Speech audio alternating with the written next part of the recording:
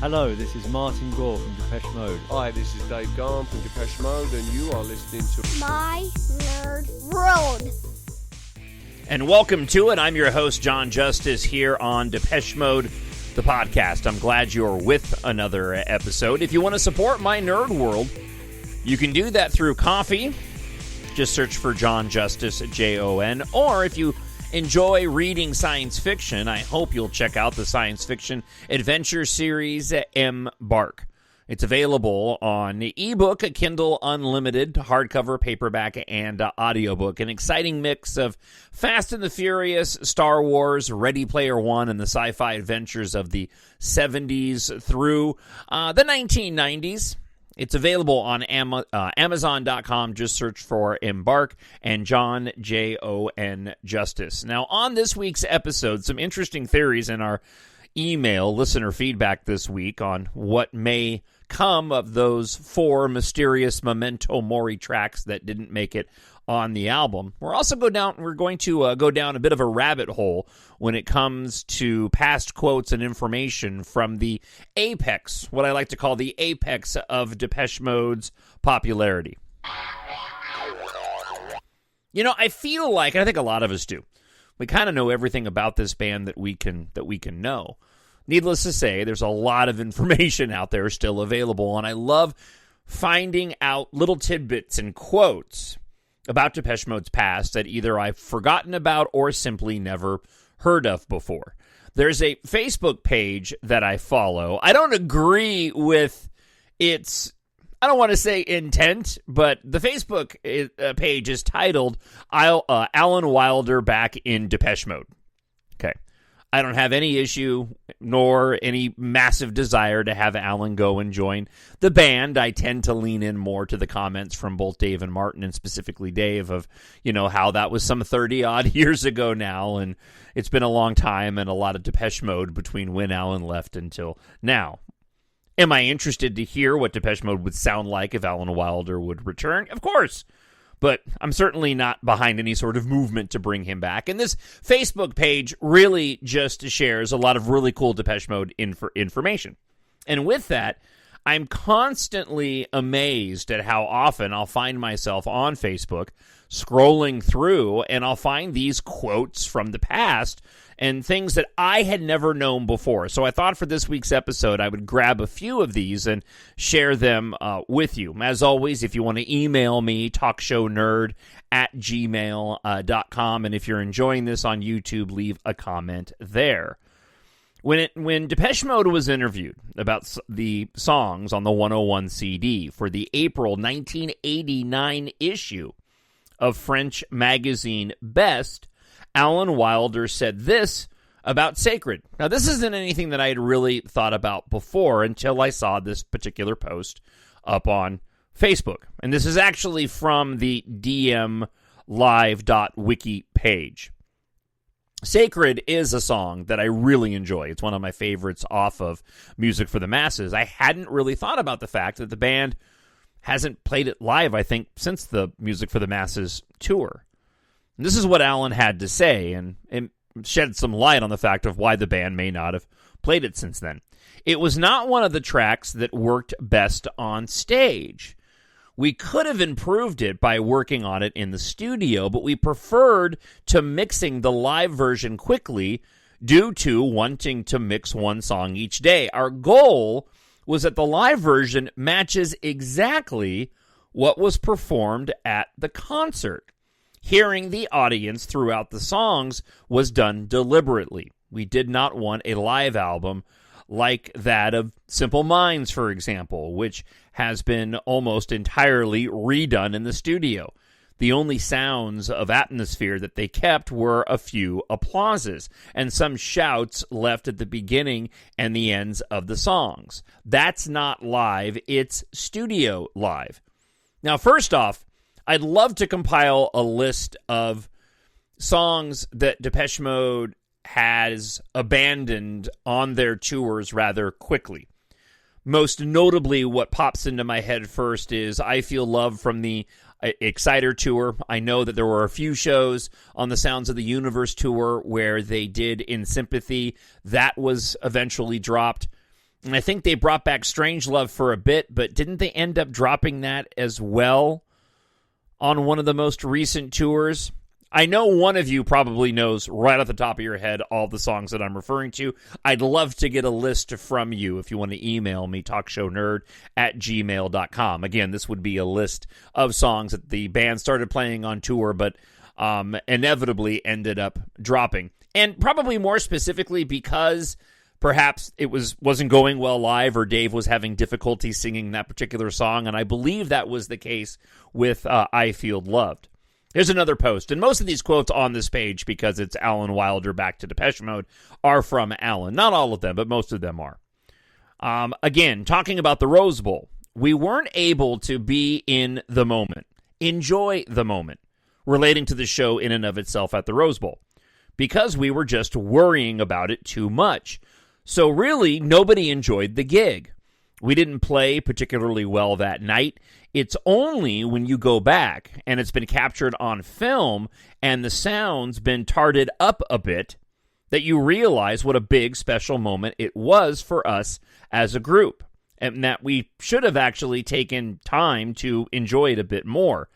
The Rose Bowl performance wasn't actually one of our best, and this was due to monitoring problems, but it certainly gave us credibility back in Europe, where nobody could quite believe our popularity in the States.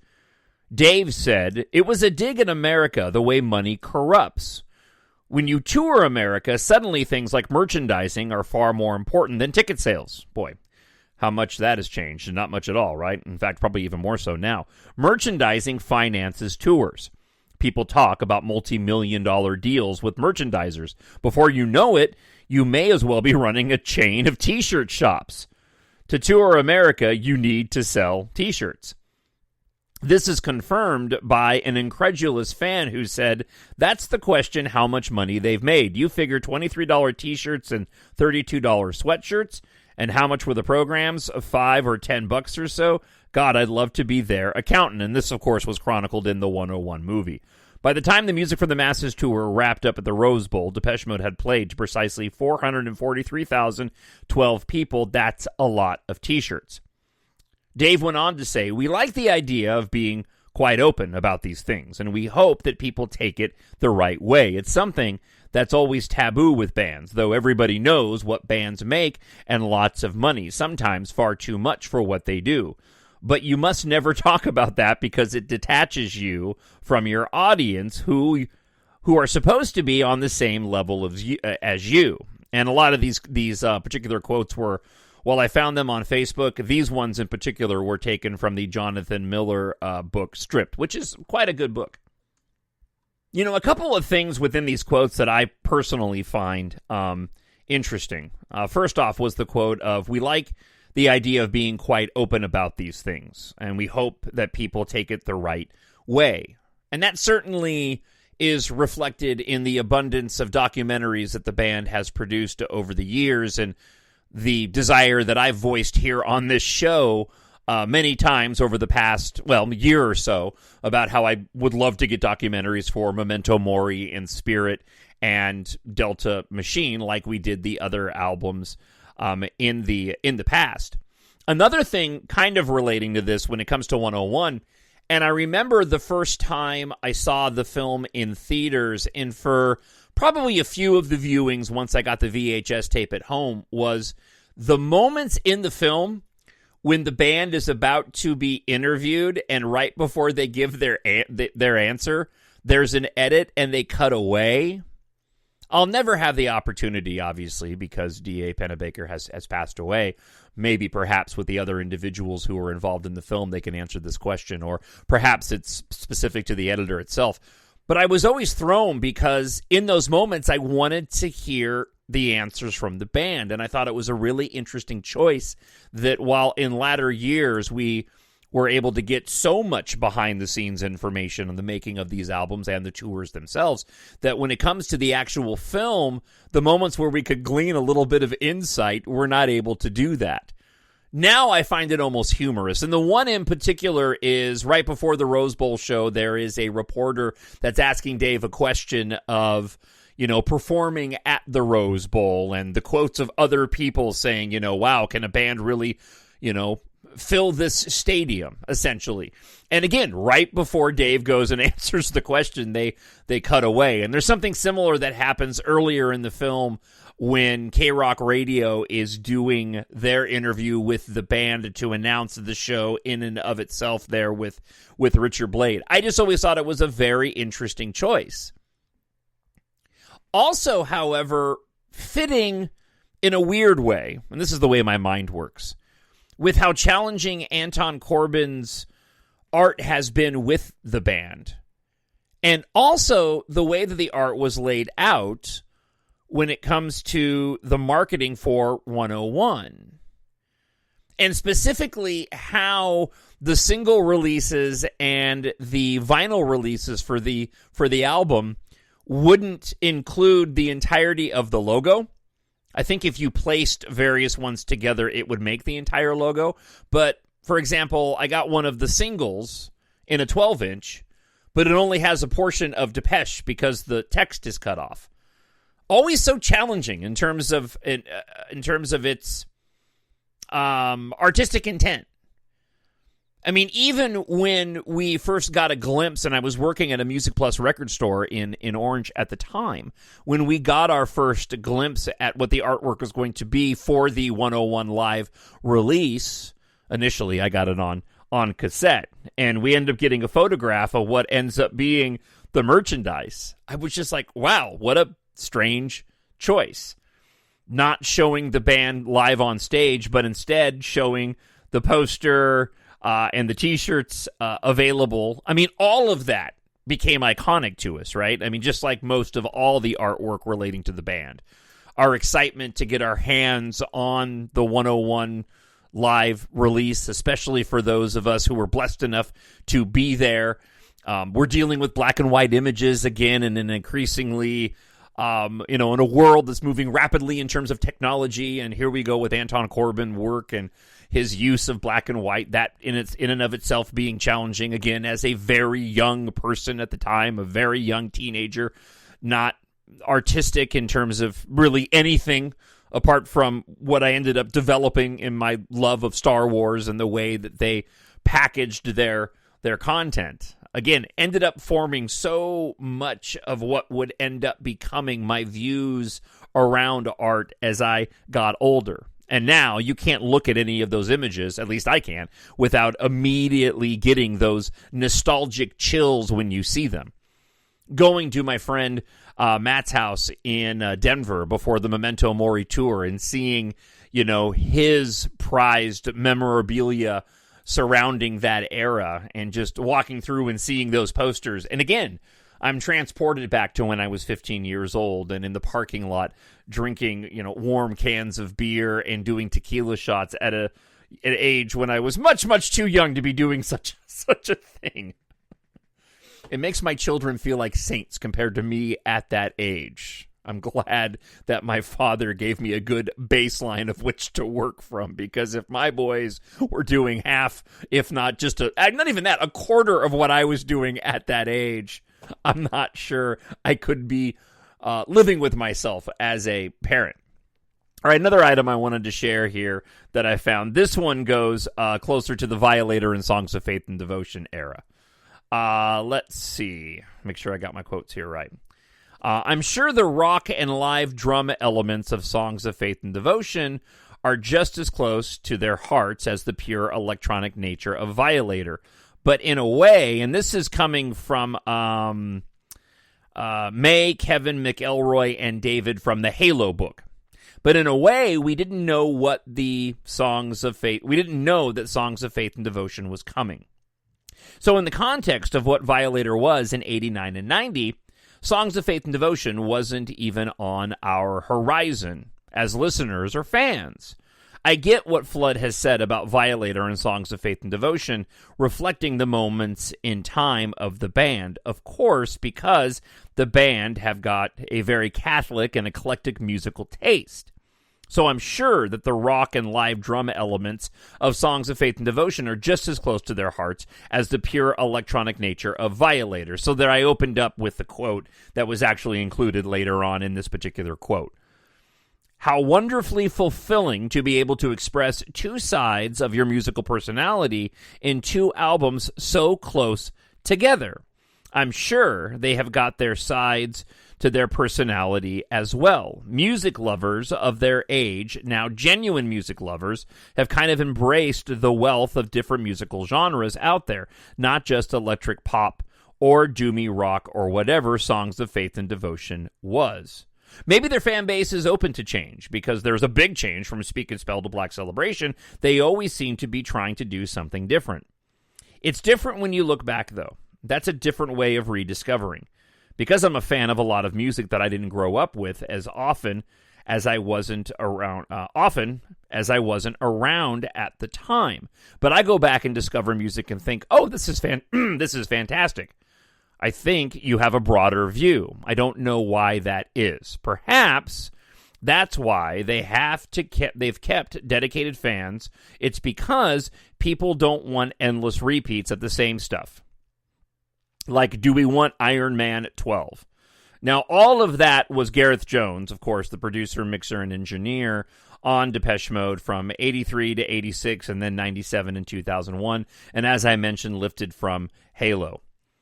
You know, it's interesting in here, and I've touched upon this before on the show, that trifecta, that apex of popularity from Music for the Masses moving through Violator and Songs of Faith and Devotion, and I think for a lot of people that carries over into Ultra as well, though I always mark that as the transition time because of Alan's departure.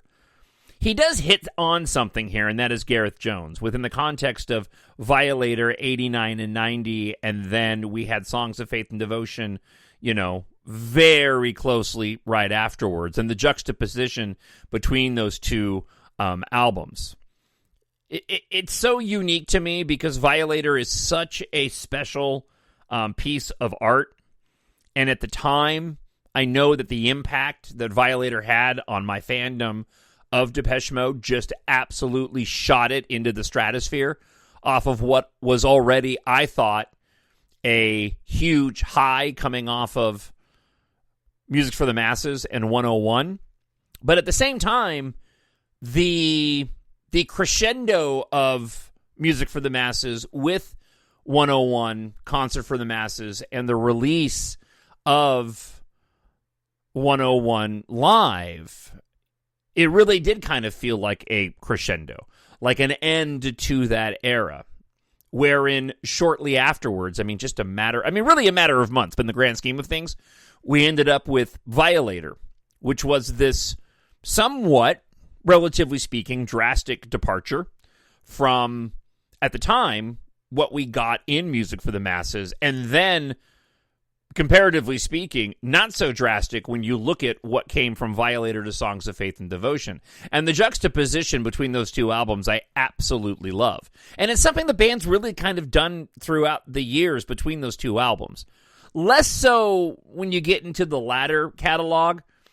I think there's a little bit of a connection between Spirit and Memento Mori, if only because of James Ford and his involvement in it. All of this is to say, in this word salad right now, that Violator and Songs of Faith and Devotion, to me, are very kindred spirits. You've got the guitar work on Violator. It's buried more in the mix. It's not as upfront and in your face. And then we kind of shove it up front. And we have more of a live feel when you get to Songs of Faith and Devotion. It's almost as if those albums should have been flip-flopped. It's almost as if, at least in my view, that the more analog approach, the more raw approach of Songs of Faith and Devotion would have been the precursor to a more modern approach, and I use modern with doing that thing with my fingers, air quotes, of what became a Violator. But that just, again, sort of points to the uniqueness of Depeche Mode in that they were never conventional. You know, here was a band that was embracing sort of a modern approach of song making, if you will, in the sound of Violator having such a heavy electronic bass line to it, and then sort of abandoning that as they moved into Songs of Faith and Devotion. And then when it comes to the live presentation of the band, they've kind of always kept with that.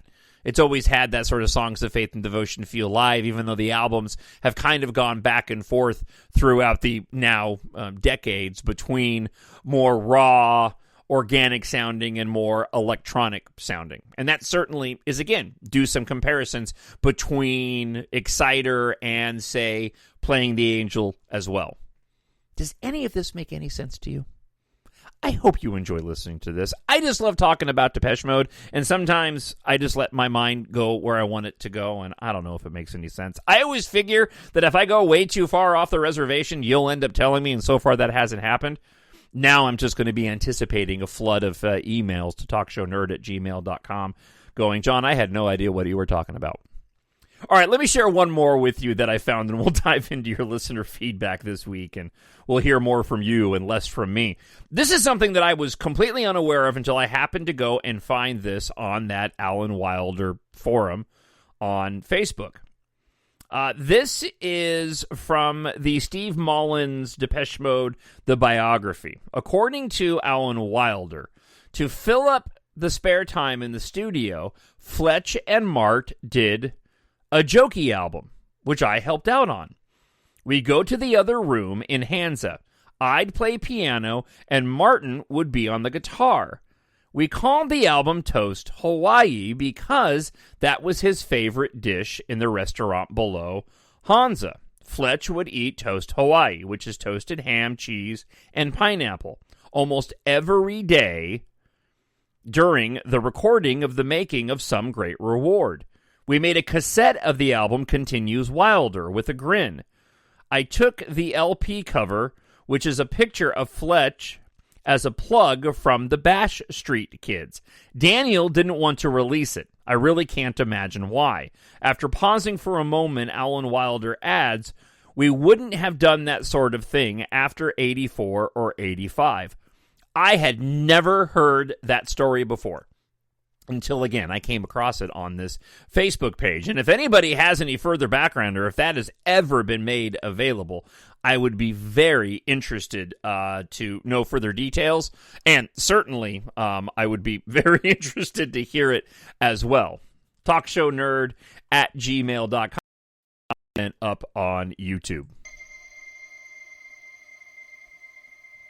All right, let's get to your email this week. Listener feedback. First, we hear from Babak, who writes, I hope you've been well. Just a quick note that today, Tears for Fears announced a super deluxe live album release with, wait for it, 4 unreleased tracks. They've released one of the new tracks as a single with a music video. And they're also screening the live album for theaters, plus some other goodies like instrumentals of new tracks. Sounds pretty close to what you've wanted DM to do with Memento Mori Live, and therefore unreleased tracks. If Tears for Fears can do it, I can't imagine what's stopping Depeche Mode with their larger fan base. Listening every week. Thanks so much for doing the podcast. Cheers, Babak. Thank you very much. And yeah, that would actually make a lot of sense.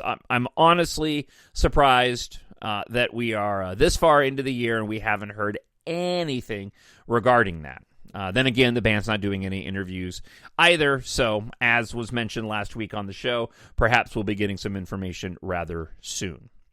Kevin Green, 6380, writes, given that Dave and Martin aren't getting any younger, like us all, do you think there is any commercial merit for them in making a new album without touring? Just thinking beyond Memento Mori and the chances of new material. I know they didn't tour Ultra, but that was for different reasons. Yeah, I certainly think that it's a possibility. I guess, in my view, it really is more about, well, how strong is the material?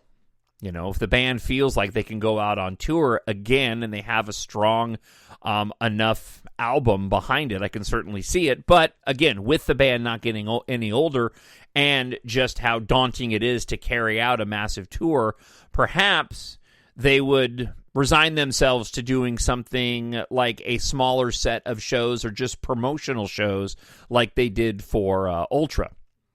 I pulled this next quote here from the Depeche-Mode home forum because I thought it was interesting. My prediction, the thread that I was reading, by the way, was the after Memento Mori thread. My prediction is the 4 unused tracks from Memento Mori will be tagged onto a new Greatest Hits album and potential tour in 25 and 26, which I also think is interesting. And that would play into kind of my thought from before, not the fantasy tour, but that the band would do one final tour that was something highlighting, sort of the cumulative effort of their career.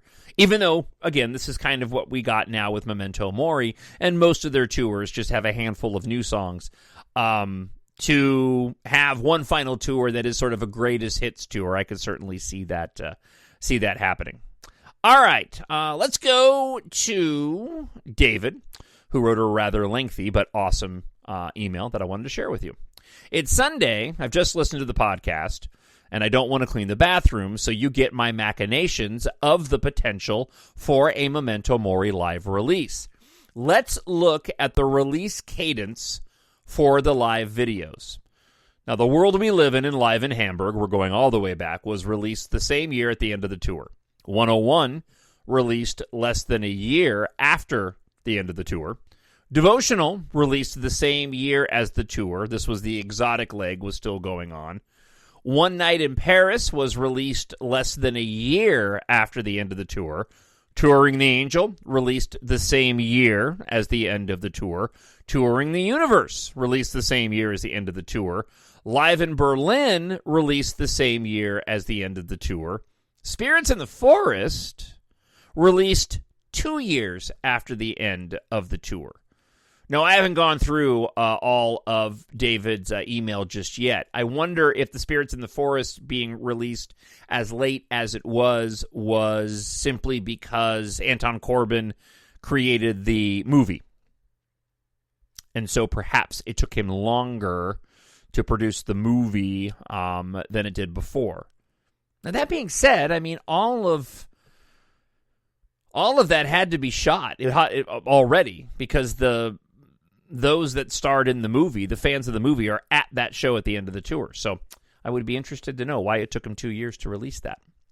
He goes on to write, all the live video releases after The World We Live in Live in Hamburg charted in the top 20 in the UK and have achieved gold or platinum sales in the UK and US. Touring the Angel actually hit number 1 on the UK charts. This is true until Live in Berlin.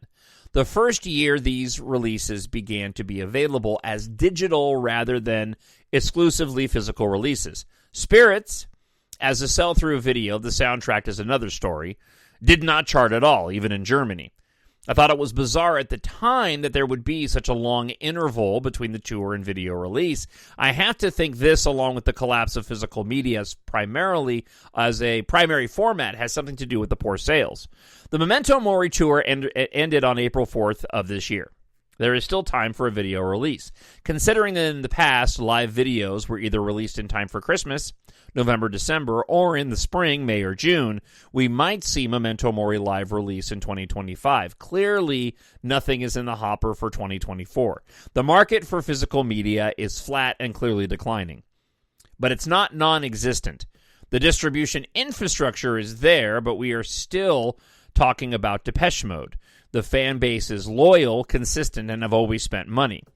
While the poor showing of the Spirits video release might influence considerations for a Memento Mori video, we should keep in mind that Spirits in the Forest project was really Anton's 101. Insofar, it was a theatrically released documentary following fans as much as it was a concert recording.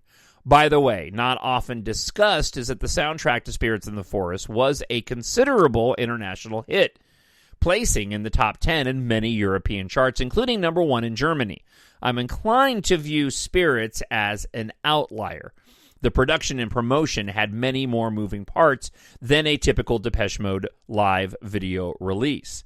I think we can be optimistic about eventually seeing a Memento Mori live memento come the spring of 2025. More savvy researchers among the devoted could look at the historical advertising for when earlier live videos were first announced in advance of the releases. But I would suspect we would be getting news on a new release in February for a May release and March for a June release. I will go so far as to predict that we will get a theatrical release of the video in Los Angeles, New York City, London, Mexico City, Paris, and Berlin. Sorry, Blaine, Minnesota. Meh. Now back to the Windex, as he has to go clean. I hope that went well for you. Have a great week. David, you can refer to me as Dave in Sherman Oaks, if that is useful, or friend of the show Dave from La La Land. Thank you, as always, Dave. I'll add one more element to this. If we do get a live release, I wonder if it will be packaged with a streaming service. That, I think, is also a possibility as well. Either way, I just hope we get it, and I know you probably feel the same. Thank you so much for checking out another episode. Again, if you love Depeche Mode and you read science fiction, I hope you'll take the time to check out my science fiction space opera series. I've actually been doing, I know this sounds weird, and this is a thing within the author community, self-published author community, whether or not you go and read your own books over again. There are some groups of people that say they never go back and read their books after they're done creating them and going through the editing process, and others who do. As a matter of fact, I do. I've actually been doing a re-listen as I go out on my daily bike rides of the audiobooks for my sci-fi adventure series. And why wouldn't I? It's not because I need to hear the sound of my voice, but I talk for 3 hours Monday through Friday and on these podcasts for a living. So I'm kind of used to hearing my voice. But I wrote these stories because these are the films. If they were made into movies, which was always my goal, if these were made into movies, these are the movies that I would want to go see up on the big screen if it wasn't a Star Wars film. And a part of that is because I included the things that I love most in my life in terms of my fandom, not my wife and my God and my family, of course. I included Depeche Mode in these. They are set in the future where air and spaceflight culture has replaced car culture. The first book is a bit of a post-apocalyptic science fiction adventure that really transforms into more of something akin to a sprawling epic space opera. They were inspired in part by Depeche Mode, life in the so-called space age, the world we live in, and life in general. And Depeche Mode does play a pretty large part in the underlying themes of the story. Love, not so much lust. I keep it clean for the young people. The main character himself is a hopeless romantic and a massive Depeche Mode fan at a time in my stories where the music of the 80s through the 2000s is nostalgic and popular among the characters of the story. I even allude to potential future releases since this story takes place in 2172. They feature references to Depeche Mode, both direct and indirect, while telling an exciting science fiction adventure saga. While Earth faces its end, the fight to rule the stars begins. Thus is the tagline for Book 1 in the series. When Taft Guardia agrees to help fellow hotshot starfighter pilot Keitha Morrow, whom he's secretly in love with, investigate a cryptic message from her late aerospace engineer father, they embark on a mission to uncover the truth behind her father's mysterious death and a looming planet-wide industrial catastrophe. With rival megacorporations D-Corp and Enercon on the brink of war during the global evacuation, Taft and Keitha must race to uncover the key to saving humanity and each other from annihilation before it's too late. That's the description for EMBARK Book 1. I hope you'll go to Amazon.com and pick up Book 1 today. Ebook, Kindle Unlimited, hardcover, paperback, and as I mentioned, audiobook, produced and voice acted by yours truly. Written for adults, but great for ages 11 plus. All right, thank you so much for checking out the episode, as always. I hope wherever you are, you didn't get too bored by my Depeche Mode ramblings, but I hope you're happy, I hope you're healthy, I hope you're safe. God bless, and I'll talk to you again next week. Bye. Hello, this is Martin Gore from Depeche Mode. Hi, this is Dave Gahan from Depeche Mode, and you are listening to My